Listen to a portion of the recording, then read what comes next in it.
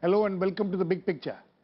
The acquittal of all the 16 surviving accused, all constables and employees of Provincial Armed Constabulary and Police of Uttar Pradesh in Hashim Pura massacre case last weekend has come as a rude shock.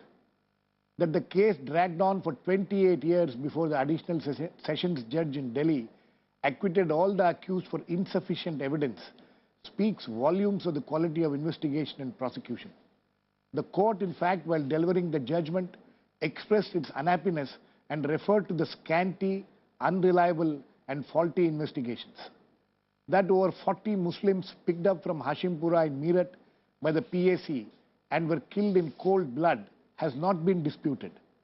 This incident had happened in May 1987 following the communal riots which had gripped Uttar Pradesh after the locks of Babri Masjid had been opened by the Rajiv Gandhi government. Several questions crop up after this verdict about the nature of the police force, their tendencies, the kind of investigations and the prosecution, apart from the inordinate delay in reaching a decision.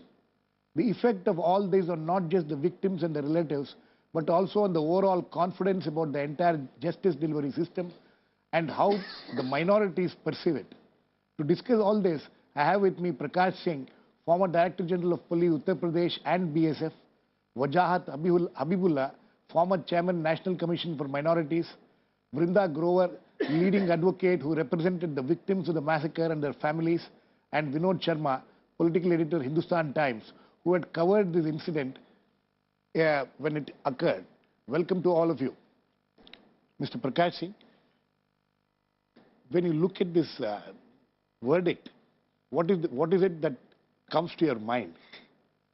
It's a shocking verdict, and it shows the complete failure of the criminal justice system as a whole. I mean, normally we apportion the blame on the police, but in this particular case, you start from the top and you go right up to the bottom, and you feel that everyone has let you down. Right. The political establishment has let you down, the police has let you down, the prosecution has let you down, the judicial system has let you down. I mean, you just know where. I mean, this is absolutely shocking that not one component of the criminal justice system and plus the political establishment, not one has stood by justice, and it seems there was a concerted effort on the part of everyone to shield those who were guilty. And I mean, I was outside the state at that time. I was on deputation serving with the government of India, but the little that I heard those days, I mean, it still is there in some part of my memory, mental makeup. And I was told that the entire political setup, and purely on caste consideration, let me add, without going into the details of it, was determined that the culprits have to be saved. So, I mean, that is how the mischief started. And when the political establishment wants those guilty to be saved, then obviously the bureaucracy is influenced, the police is influenced, and then when... No, but this is an extraordinary case for, all these people to get together and save, it doesn't happen that somewhere somebody at least is... It is extraordinary, but the tragedy, Mr. Nigam, is that even after this, the voice for reform in the criminal justice system would not be raised, and if it is raised, it will not be heard and it will not be implemented. And police reforms, I mean, they are dragging for the last 18 years. 10 years it took for the Supreme Court. Another 8 years have gone by, and still the states are not bothered. We'll come to the police reforms. Vrinda, as an advocate who represented the victims, where did it all go wrong? Or as Mr. Prakash Singh says, that is it that the entire criminal justice system collapsed as far when it came to this case? I don't think the criminal justice system collapsed. I think the criminal justice system conspired and designed itself in a manner to ensure that there was impunity for the killers and that there was injustice at the end of the day for the victims. There are many facets of this case. First of all, why the delay? Who does the delay serve? What was the investigation that was going on for 9 long years by the CBCID? This investigation, what did it yield in the end? Who killed these 42 men and maybe more was not a mystery to be solved. it was known, and as the court has accepted, that the PAC boarded them in a truck, took them into custody, and then there were extrajudicial killings and in fact an extrajudicial massacre of a custodial communal nature. Why did that happen? That we don't get to know who were in that platoon, who had been assigned these rifles, who were in charge of that truck. These are all things that were within the knowledge of the PAC, are on the records of the PAC. Each and every entry is made when a policeman enters or leaves, when a rifle is assigned. There's a logbook of the truck. Why were these facts not explicitly unearthed? Why were those documents not placed before the court? Because there was a plan to shield them. And that serves the purpose of the political establishment as well as the police. And we also need to reckon today with the hard fact that when the police is asked to investigate against other men in uniform, it deliberately and knowingly does not allow evidence to come before the court. Okay, Vrinda, you know what, the curious thing in this case is that it happened during a Congress government. There were other party governments which came to power subsequently in Uttar Pradesh. Yes. You mean to say that all the political parties who came to power in Uttar Pradesh over these last 28 years have conspired? Absolutely. Have conspired? Have conspired against the people getting justice? Yes. Each and every political party during its rule has allowed communal targeted killings to take place. How can we forget what happened in 1984 in Delhi and in other parts? And there was complete sponsorship of those killings, whether it was Samajwadi Party or others. And even a party sitting in opposition, BJP ruled, SP ruled, BSP ruled. Did they ask, why is the CBCID taking so long? Did they ask, why is the case dragging? Even to get a special public prosecutor. All the families of Hashim Pura and myself went to Lucknow, and we had to do a protest in front of the government there to get a special public prosecutor appointed. So the conspiracy here is actually not some small conspiracy. It is a conspiracy where accountability is not going to be taken, especially from men in uniform. And when victims are marginalized groups in this country, that is the larger question that stares us in the face today. Okay, we'll come to the victims aspect of it a little later. Mr. Habibullah, as a former chairman of the National Commission for Minorities, both Mr. Prakash Singh as well as Vrinda is talking about, Prakash Singh incidentally spoke about the caste angle, she's talking about the communal angle. Is that where the problem lies? Well, if I may take you a little further back, I was Joint Secretary in the Prime Minister's office, in fact, when this happened, when the riots took place. I had accompanied Rajiv to Meerut, right. When just after the riots, he had gone there personally. I went the people of Hashim Pura complained that he never went to their colony. No, you see, Hashim Pura, he didn't go. He sent me around to go to all the affected neighborhoods in Meerut. Hashim Pura was not among the neighborhoods because there had not been an incident in Hashim Pura. Then it's the young people of Hashim Pura, a neighborhood where there had not been an incident, who actually were taken and massacred in this way. Then I might also tell you that you will have noticed that in this particular case, murder charges were brought against those policemen. I don't think you would have any other such instances. Prakash Singh ji may tell us if there are other instances of that since that time, but certainly up to that time there had not been any other instance where the policemen were actually hauled up with murder charges. They were charged with murder at the insistence of the Prime Minister under Section 302. But the interesting feature is that in their ACRs, and this is found out by Vrinda Grover through the RTI, right. The ACRs, all the ACRs after that time of these people did not even mention that they were facing murder charges. So obviously the point that... Not just murder charges. I don't think this incident was reflected in their ACRs at all. That's right. It was not reflected in their ACRs. Absolutely. That they were responsible for this. There was not a whisper. So obviously the point that Vrinda is making, that there was... I think it would be wrong now to say, well, this political establishment and that police establishment, the establishment has failed. in this particular case. It has been a failure of the establishment, and therefore, and in fact, as chairman of the Minorities Commission, I had also interceded in this matter because we had gone, Rinda had complained that the people who were the accused were not appearing in the courts. Right. Every time they were asked to appear in the court, very interesting. they were untraceable. The accused were issued 23 bailable warrants 23 times between 1994 and 2000. No one appeared. Yes. Then they were issued non-bailable warrants 17 And that is times why the case was between transferred. 1998 and April 2000. Again, they did not bother to come. And It's even from amazing. here, but this is before they were transferred. When the case was actually transferred to Delhi, repeatedly refused to, didn't appear because the response would come from the local police there, untraceable. How can those policemen have been untraceable? And in the meantime, they were praised, promoted, transferred, and many And they of them were continued in retired service all along. dignity. Mr. Prakash Singh, how do you explain this? No, frankly, How did they continue in service? No suspension, no mention in the annual confidential. I mean, what is... I just don't understand this. Yeah. Normally what happens? Yes. If a criminal There was charges a brief suspension. There was a brief suspension. Of all the 19 accused?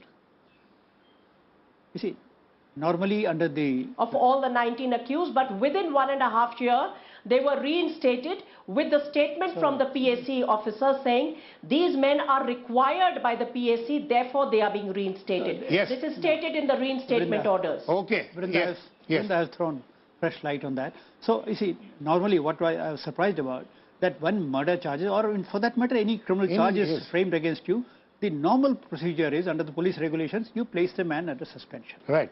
So now she has clarified that yes, they were placed under suspension. And when you are placed under suspension, the fact of suspension is necessarily mentioned in your annual confidential remark.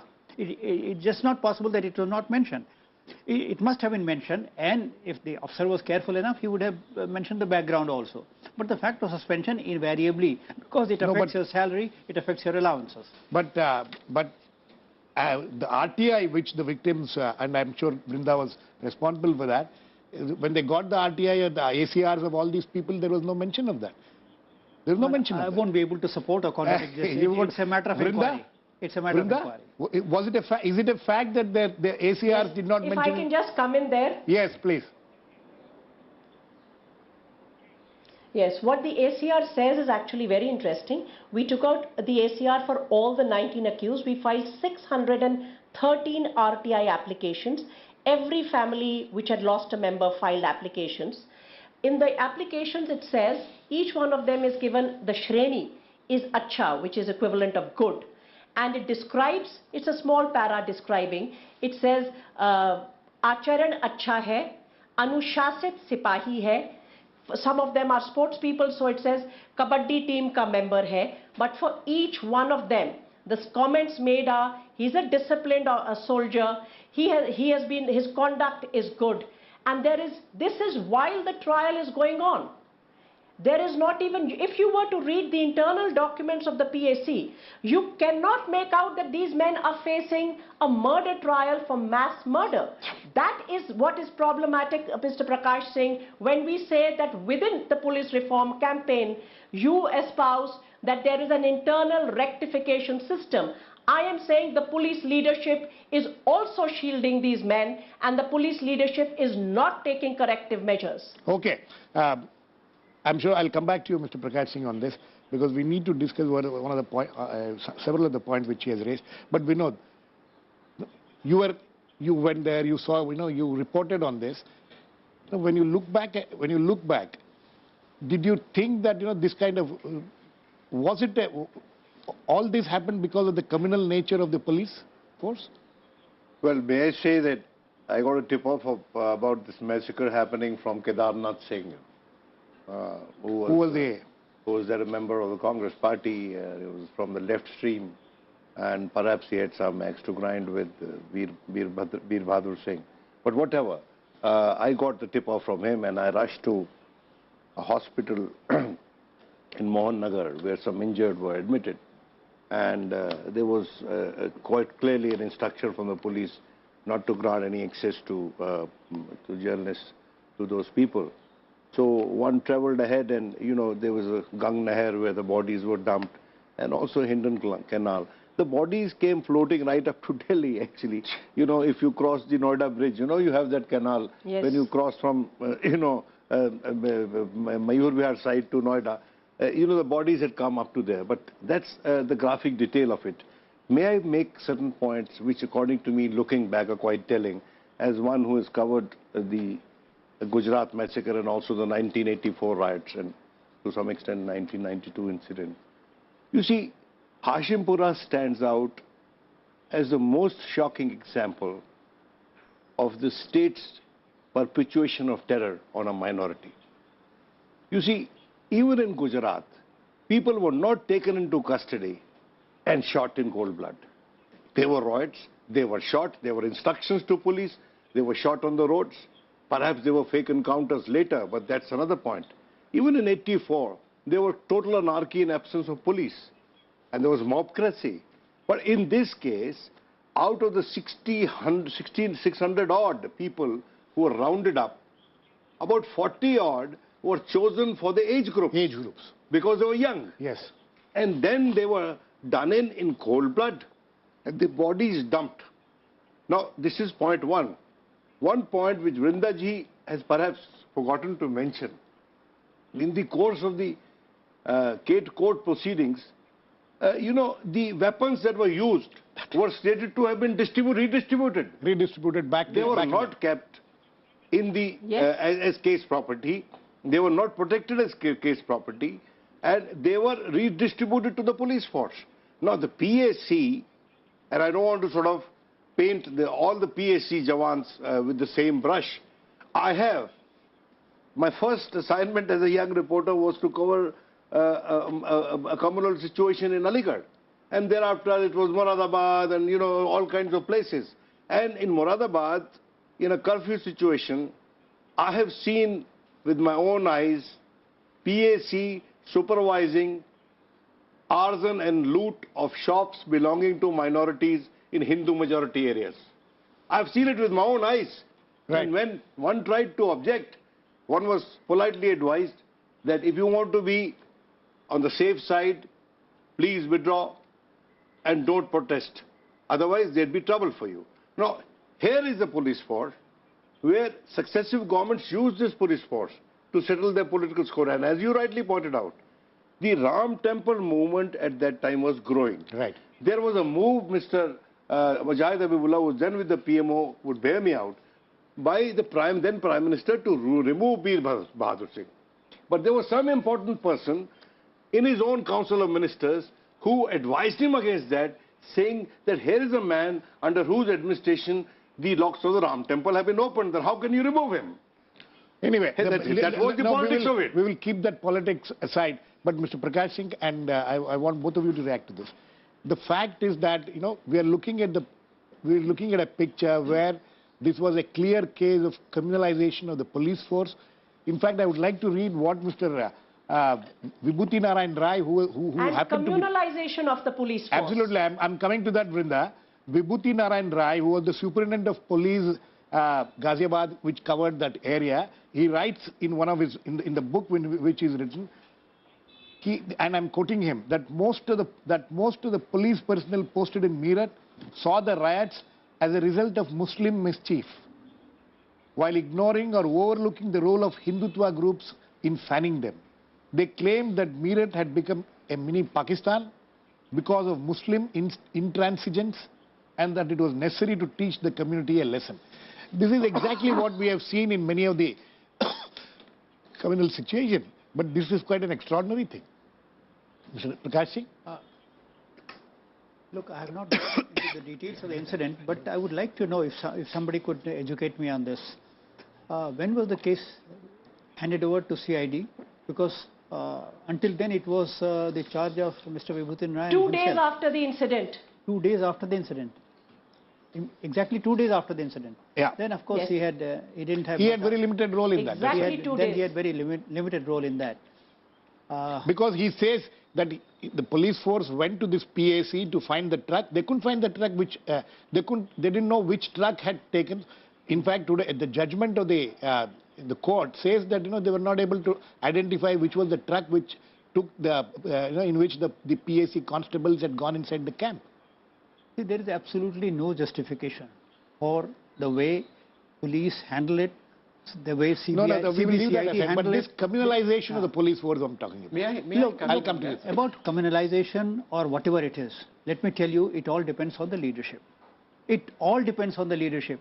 This much maligned PAC, if I had time and if I could tell you the fantastic results which I was able to achieve with this very PAC, and when it was under my charge, I mean directly, then I mean, it is on record that in a meeting held in the office of the Home Ministry, in the office of the Home Secretary, the IG Operations Border Security Force said this, quote unquote, that we find the PAC today as good as the Border Security Force, unquote. Okay. Mr. Habibullah. Well, you know, this point that Vibhuti has made, if I may say something in support of that. As I mentioned to you, I had gone with Rajiv. Right. Rajiv was in the dark bungalow. I was with him. Delegation after delegation came to see him and told him that you will see that no Muslim has come here because exactly what you're saying. Because this is a revolt, this is a conspiracy by the Muslims against the Hindu government. They're trying to destabilize India. They're paid by so-and-so and so-and-so, and this is what they're trying to do. There was only one MLA who happened to be a Muslim who was there, and poor chap, he couldn't say anything. But he whispered to Rajiv something, and then Rajiv called me. And that's why I said that I went around the mohallas. Because he said, this is what they're telling me. I don't believe this. Please go to the mohallas which have been affected and meet those families. I went and actually met those families. He gave me his own PSO. I said, I won't take any security. He gave me his own PSO. And I wandered around those mohallas, met people over there who were all behind their shuttered houses. And they said they tried to go. But every time they tried to get anywhere, they tried to leave their mohalla, they were blocked. They were said, how dare you try and leave this place? And so I arranged for them to meet Rajiv in the irrigation rest house, which is located somewhere outside the town. So when you talk of this is where the roots lay. So then the point comes out that Rajiv himself may have wanted them tried and because the Prime Minister demanded it, so the case under murder was registered against them. But then every effort was made to stall that and destabilize it. This is where the point made by Mr. Prakash Singh is so very important. That you have this force, and I would also like to add one point. I'll just come. One second, Brinda. I'll come to you. Brinda. The point is, it's also, you see, this paints a very gloomy picture. It's also a fact. And I've heard one or two of those survivors in the meeting that Brinda called the other day, and they have also told us that it was men of the local police. One person was actually rescued by Sardarji, from whom he sought refuge.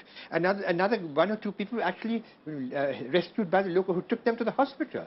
So it's not that the society in general is all sort of against the Muslims. The point is that there were people who were there willing to help, but this is the political environment that was created at the time over there. Okay, Brinda, you know, one question, what Mr. Prakash Singh says, is this all about leadership? You know, does the force behave according to how the leadership behaves? Is this what you found during this entire 28 years of handling this case? Or whatever length of time you have handled the case? I think we would be actually narrowing the scope of our analysis here. From the 1960s onward, if you see from the Jabalpur riots onward, Judicial Commission reports will tell you what has been the conduct of the police and how it has repeatedly acted against religious minorities. I have been saying this for some time now, and I said this to Mr. Habibullah when he was the chair of the Minorities Commission. Let us at least accept as a hypothesis that there is an institutional bias against religious minorities in the police force in India. Let us study this and see what are the corrective measures to be made. In London, if you recall, the Lord Macpherson report said there is institutional racism in England, and then the police force started adopting corrective measures. We are in a mode of denial and people are being killed. This, I have not only worked on Hashim Pura, I have done cases in Kandhamal of 1984. Each and every time there is a pattern that is emerging. We cannot isolate these things. This is a systemic flaw in the functioning of the police. It is not an individual leadership issue at all anymore. Mr. Prakash Singh, would you like to react to that? Because, you know, No, I mean, we have heard this any number of times of the institutional bias in this country. No, she has. It's not just the police, it is, you know, even in the intelligence agencies. We have heard this time and again. She has the right to have her views, but my experience has been different. You see, and when I talk of leadership, I'm No, no, talking, I'm not talking of individual one second. Just 1 second. In your entire experience in the police force, you have not seen an institutional bias against the minorities? I would not say that the police suffers from the institutional bias. Whatever institutional bias you find in a particular occasion, at a particular place, let me tell you, it filters down from the political leadership. It filters down from the top and travels and infects the bureaucracy, infects the police. Vinod? Quickly, because we're running out of time. Because I just want very brief time on the compensation issue. You see, I know the compensation, but of course they had to go to the Supreme Court to get, from 20,000 to 40,000, hiked. It's amazing. Even the highest judiciary did not intervene at the time. It should have intervened. But coming to the police, it's a reality of our times. Police doesn't live in isolation. It lives in this society, Absolutely. Which now stands totally, hugely criminalized.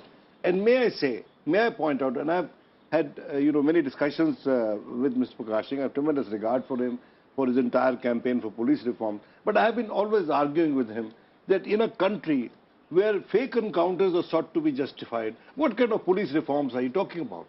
What kind of police reforms can happen in a country where fake encounters are justified, where they become an election issue? They make political parties win elections. We are digressing, but let me say, in Uttar Pradesh had a state home minister who would travel from district to district, and in every district he would ask the officers to prepare a list of people who are to be disposed of and tell them that the next time I come, I'll check on how many men are still there on the list. There must be some leader in the police who should stand up. Why? Some leadership in the police should stand up. That leadership was there, but what prevents that state home minister from going round? Mr. Habibullah, we have very little time left. As far as the compensation is concerned, the court in its order has accepted the fact that these people are victims of the state. It's very unusual that a judgment says that here are victims of a state agency and then doesn't find anybody guilty and then talks of compensation. What kind of compensation can they be given now, or will satisfy them? Well, what will satisfy them, I can't say, but the state is liable.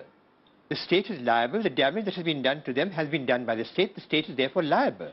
And therefore, in my present capacity as chairman of the Commonwealth Human Rights Initiative is concerned, we are asking the government of India to set up a judicial inquiry into this matter and determine under the law, under their rights as citizens of India, what compensation is due to them from the excesses and the damages caused to them by the state. Okay, Vrinda, quick last words to you. One last point.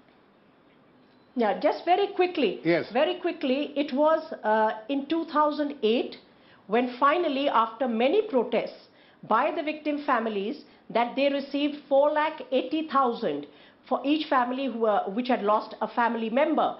And very peculiarly, totally along communal lines, the compensation which is being given because the state has failed to protect its citizens was distributed along Muslim personal law. This is a scandal that I had never heard before in India. And insofar as their survivors are concerned, some of them are permanently disabled. Not a penny has been paid to them till date by any state government.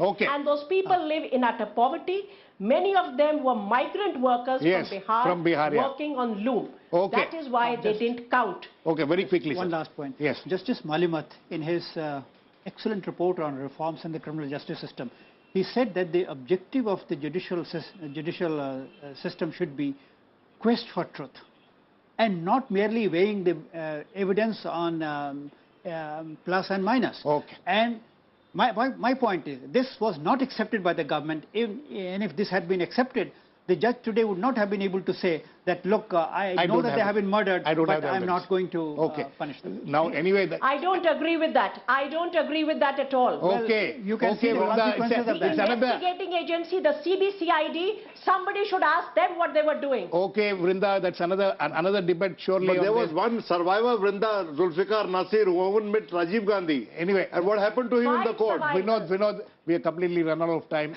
The fact is that we don't know who has killed those 40-odd people who are from Hashimpura, but we know that they have been killed. So what kind of justice will prevail, we'll have to wait and watch. Thanks to all my guests.